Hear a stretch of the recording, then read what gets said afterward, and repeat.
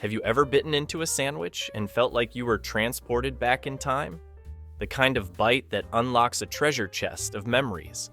Your grandparents humming in the kitchen, the clink of a butter knife against a jar, and the aroma of something simple yet magical being made just for you. Today, we're diving headfirst into nostalgia with the most memorable sandwiches your grandparents always made. The meals that filled our bellies and warmed our hearts. Let's take our time with this one because every sandwich has its own story to tell. The classic BLT is a timeless favorite, and for good reason. With crispy bacon, fresh lettuce, and juicy tomatoes layered between toasted bread, it hits all the right notes: crunchy, salty, and refreshing. The BLT has its roots in the early 1900s, when it began appearing in American cookbooks as a simple and versatile sandwich. Its rise in popularity coincided with the development of grocery stores that stocked fresh produce year-round. Your grandparents might have made it with thick slices of heirloom tomatoes straight from their garden, making it taste even better. Egg salad sandwiches feel like a quintessential comfort food, don't they? They were especially popular in the mid-20th century, a time when frugality and practicality were key. After all, eggs were an inexpensive protein that almost everyone had on hand. The recipe was straightforward: boiled eggs, mayonnaise, and a touch of seasoning. Some grandparents added their own twist, like a pinch of curry powder or chopped chives. And let's not forget how soft and satisfying it was to bite into that creamy filling on fluffy white bread. Few sandwiches are as iconic as the peanut butter and jelly. Its origins can be traced back to World War II, when soldiers were given peanut butter, jelly, and bread as rations, because these ingredients were cheap, non-perishable, and packed with energy. After the war, it became a household staple. Your grandparents probably used homemade jam from fruit they canned themselves. The result? A sandwich that was simple, but packed with flavor and sweetness. A true childhood favorite. Grilled cheese sandwiches have been around for centuries in one form or another, but the version we know today became popular in the 1920s, when pre-sliced bread and processed cheese became widely available. During the Great Depression, grilled cheese offered an affordable and satisfying meal. Your grandparents may have used a cast iron skillet to toast the bread until golden and buttery, with gooey cheese oozing out of the edges. Pair it with tomato soup, and you had an unbeatable meal that warmed both your stomach and your soul. Bolognese sandwiches were a quintessential part of mid-20th century lunches, especially for families on a budget. Bolognese, a descendant of Italian mortadella, was introduced to America in the late 19th century as a cheaper alternative to more expensive cured meats. Your grandpa might have fried the bolognese until the edges curled up, giving it that savory, smoky flavor. Paired with a slice of American cheese and a smear of mustard, it was a sandwich that brought joy to even the simplest of lunches. Cucumber tea sandwiches have roots in Victorian England, where they were a symbol of refinement and luxury. By the time they crossed the Atlantic, they had become a staple at afternoon teas, church socials, and garden parties. Made with thin slices of cucumber, soft white bread, and either cream cheese or butter, these sandwiches were light, elegant, and surprisingly refreshing. Your grandmother might have served them during family gatherings or special occasions, making them feel extra fancy. Pimento cheese is affectionately known as the caviar of the South, and for good reason. This creamy, tangy spread made from cheddar cheese, mayo, and pimentos originated in the early 1900s, but truly took off in the South during the 20th century. It was affordable, delicious, and versatile. Your grandparents might have packed it into your lunchbox, or served it during picnics. Spread thick on soft white bread, it was a sandwich that felt like a celebration of Southern charm. The tuna salad sandwich became popular in the early 20th century, shortly after canned tuna was introduced to the US as an affordable source of protein. Mixed with mayonnaise, celery, and sometimes pickle relish. Tuna salad was a quick and easy meal for busy families. Your grandparents might have even served it on toasted bread, or with a sprinkle of paprika for added flair. It was a practical sandwich, but one that always managed to feel a little bit special.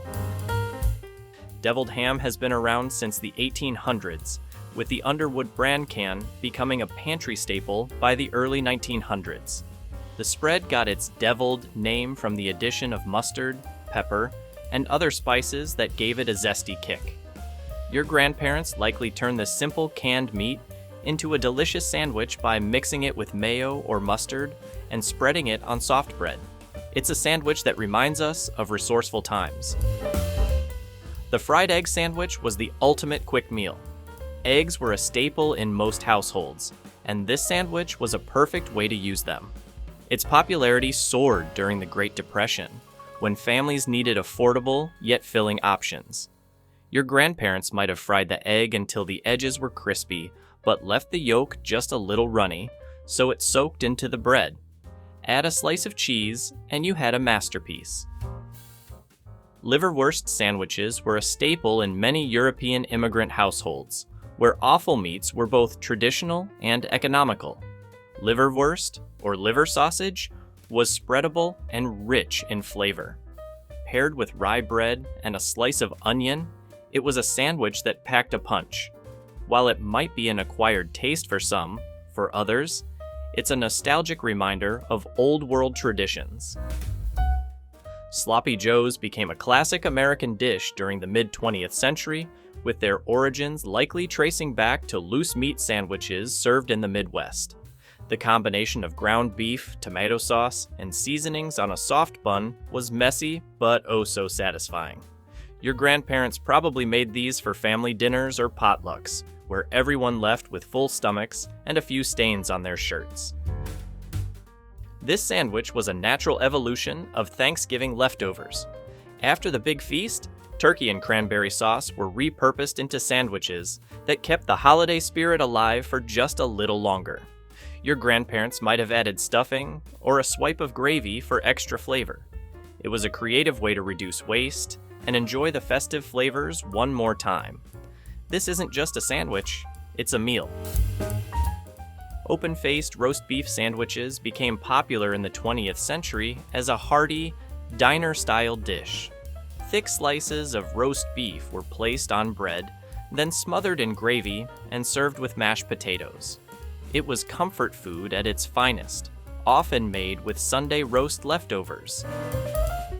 The peanut butter and banana sandwich gained widespread popularity thanks to Elvis Presley, but it was a favorite in many households before the king made it famous. Bananas were an affordable and accessible fruit, and pairing them with peanut butter created a sweet, protein-packed snack.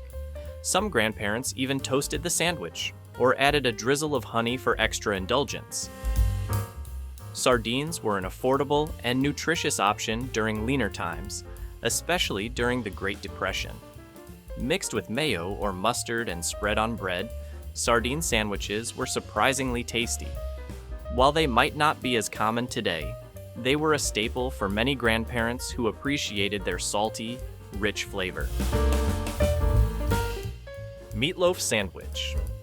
Leftovers were never wasted in your grandparents' kitchen, and meatloaf sandwiches are the perfect example of their resourcefulness. A thick slice of cold meatloaf, a smear of ketchup or mustard, and some bread made for a quick and hearty meal. It's a sandwich that carries the essence of home-cooked dinners. Cheese and pickle sandwich. This sandwich has its roots in British cuisine, but found a place in American kitchens too. Sharp cheddar cheese paired with sweet, tangy pickles created a perfect balance of flavors. Your grandparents might have used homemade pickles, giving the sandwich an extra layer of love. Ham salad sandwiches were a popular way to use up leftover ham. The ham was finely chopped and mixed with mayonnaise, relish, and sometimes hard-boiled eggs. Served on soft bread, it was a picnic favorite that felt just a little bit fancy. The fluffernutter became a phenomenon in the 20th century, especially in New England, where marshmallow fluff originated. Combining sweet marshmallow spread with creamy peanut butter on bread, it was a sandwich that felt like dessert. Your grandparents might have let you have one as a treat, and it always felt like the ultimate indulgence. Did this list take you back to your grandparents' kitchen? These sandwiches are more than just food. They're a connection to a simpler time. Thanks for watching, and if you enjoyed this trip down memory lane, please like, share, and subscribe. See you on the next one.